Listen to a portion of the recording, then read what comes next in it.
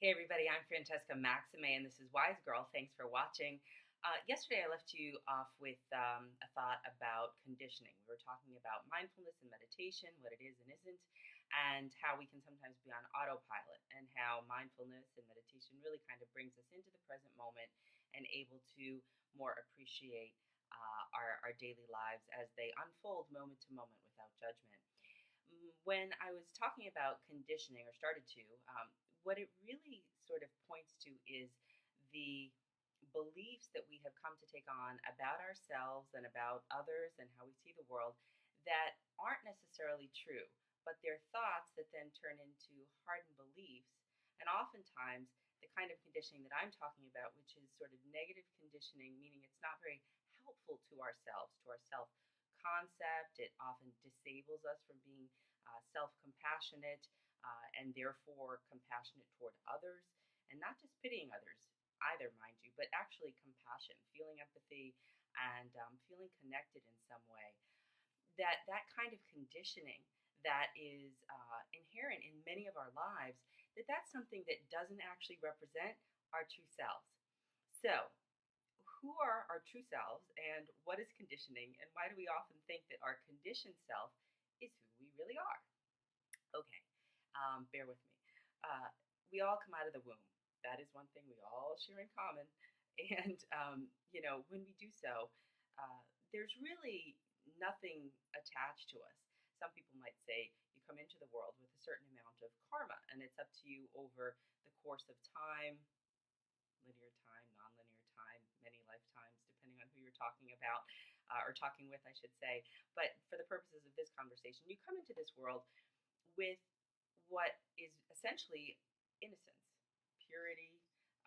Some people call it inner goodness. Essentially, how could you possibly have done or been anything uh, wrong when you come out of the womb? So, where do these ideas about self doubting and self deprecation and I'm not thin enough, or I'm not pretty enough, or I don't earn enough money, or I don't have enough sex, or I'm not successful enough? Where do all these ideas come from? And also, where do the ideas come from that say, I'm Italian, I'm Greek, I'm, Christian, I'm, Democrat, I'm Republican, whatever it is. And also, where do those ideas come where, they're bad because they don't do this, or they're good because they do this? I like this person because she dresses a certain way. I don't like this person because she dresses a certain way. Um, and then, how does all of that fit in with this business of innocence and inner purity? Well, essentially, as children, um, I'll use the idea of divorce just for the purposes of an example. It is certainly not limited to this.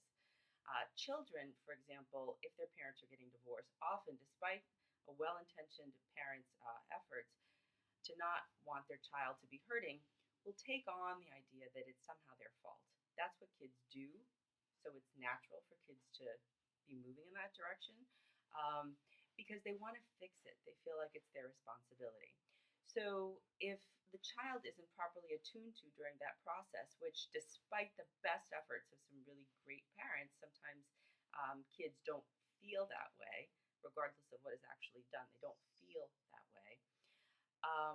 That they end up sort of feeling like it's their fault. So a child in that situation may grow up sort of adopting a kind of survival role of helping, doing more, trying to be the peacekeeper, something like that, to soothe themselves and try to make situations more copacetic because they sort of have come with this belief that is conditioning, not that pure innocence I talked about when they came out of the womb, that ends up making them feel like, okay, now I'm going to try to earn my place or make it better or make it right.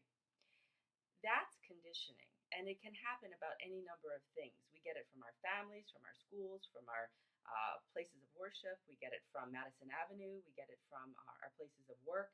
We also get a certain kind of conditioning because we're in this Western culture. I'm here in New York City, and I was born in Chicago and raised in Boston. So we get a certain amount of conditioning based on our environment. So not everyone is conditioned this way. So I guess what I'm sort of trying to get at here is the whole purpose of meditation and mindfulness is to remember that we are not that. We are not the person who needs to buy the $5,000 shoes or the sports car or get a certain promotion at work. We are the person who came out of the womb innocent and kind and unknowing, basically curious about the world. And remember that we can tap into that general awareness, that general consciousness that we had when we were first born and that we sort of forget about based on all of the conditioning in life. That's kind of what's going on here.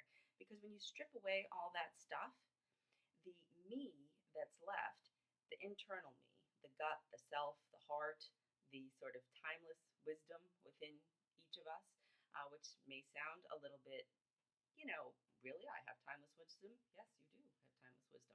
But we have to quiet all that other stuff that we get told about ourselves. We have to give ourselves compassion for having come up with these beliefs because, in fact, they were just meant to protect us during a difficult time. But as an adult, we continue to employ these survival mechanisms, and sometimes it's drinking too much or eating too much or other forms of, sort of dependent behavior that aren't helpful, being in relationships that aren't healthy, that we strip away all of the behavior and we separate what the behavior is from our true nature. So that's kind of a little talk about conditioning. I hope it makes sense. If it doesn't, let me know.